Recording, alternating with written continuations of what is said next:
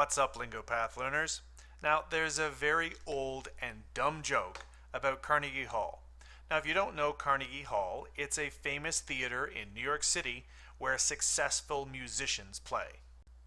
The joke is, a guy is walking through New York City with a map, and he asks someone, "Hey, do you know how to get to Carnegie Hall?" And the other guy responds, "Practice." Like I said, it's not that funny. One guy's looking for directions, but his answer was how a musician might eventually end up at Carnegie Hall. But it does demonstrate an indirect question. He did not ask, "How do you get to the hall?" He asked if he knew how to get to the hall. That's an indirect question. There are many ways to start an indirect question. Some you may know. Could you tell me? Do you know? I was wondering. Do you have any idea? I'd like to know. Would it be possible? Is there any chance? But there are some points of grammar to remember. For example, where is the theater? The indirect question could be, could you tell me where the theater is? You can see that the word order changes and that the verb is at the end of the sentence. Why did you not ask her out?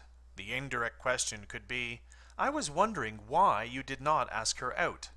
Here you'll see that the indirect question is not actually a question, it's a statement, and it does not have a question mark.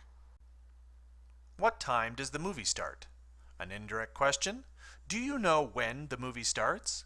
Here, we're not asking when, but if they know when. Hey, can you lend me $100?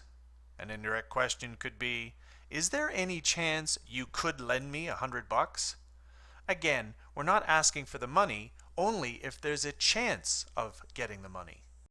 So, the question is why? Why bother with all this roundabout way of asking a question? What's wrong with a straight old direct question? Well, sometimes you want to be polite. Often it's to a stranger. You want a soft introduction to your direct question, sort of like a handshake before you get down to business.